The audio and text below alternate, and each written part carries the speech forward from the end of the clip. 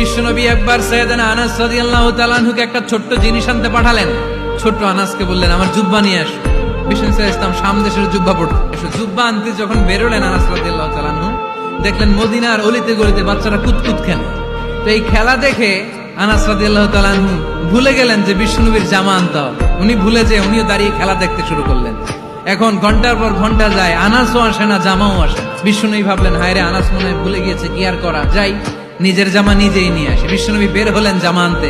বের হয়েই দেখে মদিনার গলিতে বাচ্চারা খেলতেছে, ওইদিকে আনাস রাদিয়াল্লাহু আনহু দাঁড়ানো।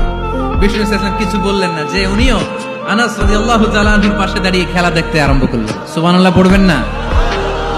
সাইয়েদনা আনাস খেলা দেখতে দেখতে দেখতে দেখতে দেখতে দেখতে হঠাৎ বিশ্বনবীর দিকে চোখ পড়ে গেছে। বিশ্বনবীর চোখের দিকে যখন সাইয়েদনা আনাস রাদিয়াল্লাহু তাআলা আনহুর চোখ পড়ে গেছে, সাইয়েদনা আনাস বলে, আমার কলিজাটা এখান থেকে এদিকে চলে আসছে ভয়ে।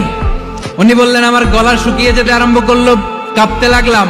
হায় হায়, এখন আমার মনে পড়ছে বিশ্বনবীর জামা আনতে পাঠাইছিল, ভুলে গেছে খেলার আবেশে পড়ে। উনি বললেন, বিশ্বনবী আমারে ধমক দেন নাই, আমার গায়ে হাত তোলেন নাই, জামা আনতে পাঠাইছি, এখানে খেলা দেখতেছো এটাও বলেন নাই, বিরক্তিও প্রকাশ করেন নাই। বিশ্বনবী শুধু একটা হাসি দিয়েছেন, একটা মুচকি হাসি দিয়েছেন। কি হাসি?